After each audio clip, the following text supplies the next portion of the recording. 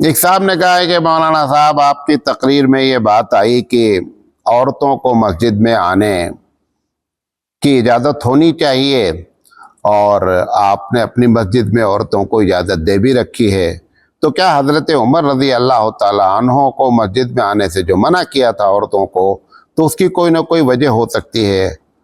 تو انہوں نے پوچھا ہے کہ کسی سے کہ آپ کے مولانا صاحب اجازت کیوں دے رہے ہیں جب حضرت عمر نے منع کیا؟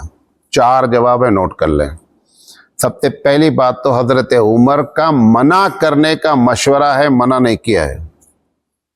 جس دن حضرت عمر کا قتل ہوا، چاقو مارا گیا، اس دن ان کی بیوی خود فجر میں موجود تھی، اسی نماز میں موجود تھی، اسی مسجد میں موجود تھی، مسجد نبی میں، اور اس پر تحقیق کیا کہ حضرت عمر نے منع ہی نہیں کیا۔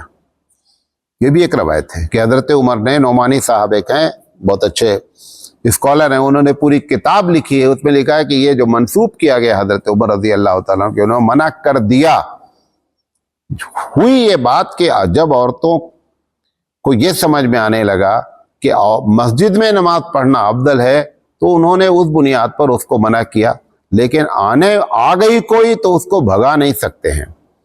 اچھا، میں نے کیوں اجازت دی؟ میں کون ہوتا ہوں اجازت دینے والا؟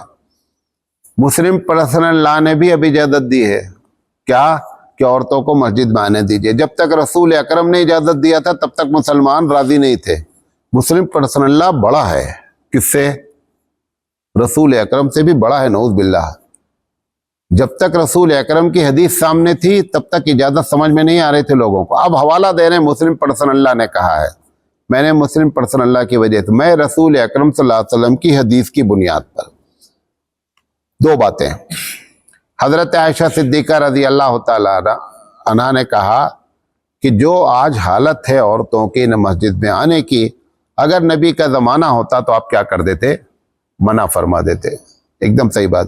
حضرت عائشہ نے منع کیوں نہیں کیا کہ کل سے کوئی بھی قدم نہیں رکھنا؟ کیوں؟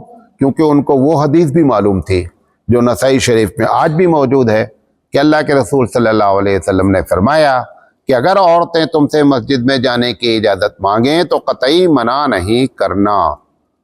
وہ مفتیہ بھی تھیں، عالمہ بھی تھیں، بہت جینیس تھیں، اس کے باوجود دیکھا بھی کہ آج کل حالات اچھے نہیں ہیں، پھر بھی یہ ہمت نہیں جٹا سکی کہ گیٹ پر کھڑی ہو کر کے منع کر دے اب عورتیں نہیں آئیں گی، اس کے باوجود بھی عورتیں آتی رہیں۔ تو میں حضرت عائشہ صدیقہ رضی اللہ تعالیٰ عنہ، میں نے یہ نہیں کہا عورت کا مسجد میں آنا افضل ہے، میں بھی کہہ رہا ہوں افضل نہیں ہے۔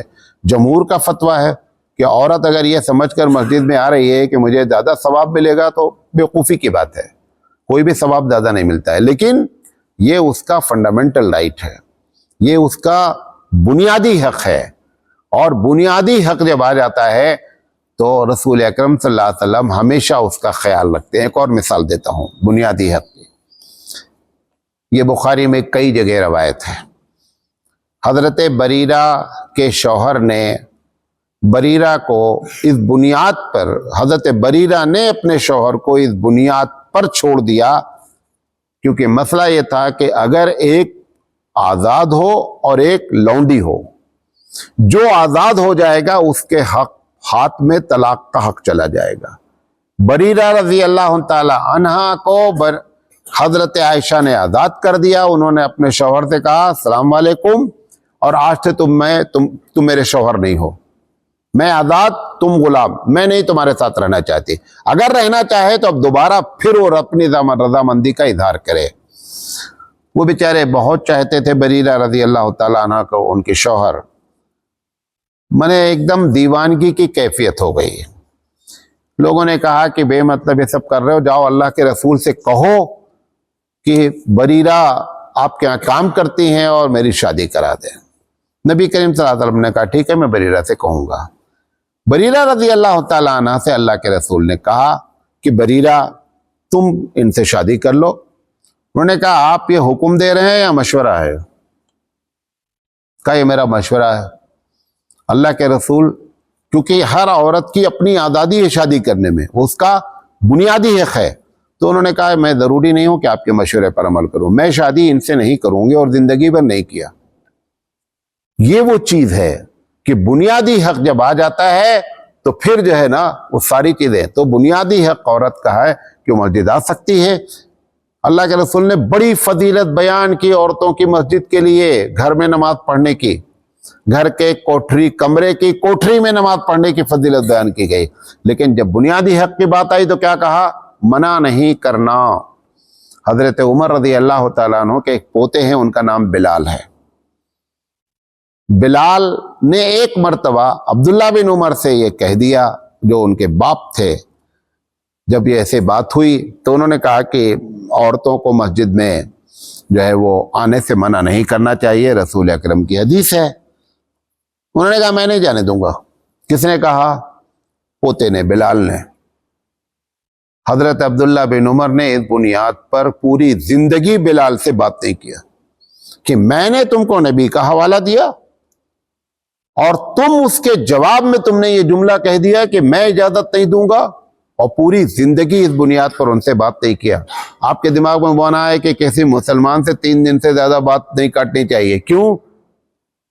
البغض للہ الحب للہ، اس بنیاد پر پوری زندگی کسی سے کیا جا سکتا ہے؟ قطع تعلق کیا جا سکتا ہے۔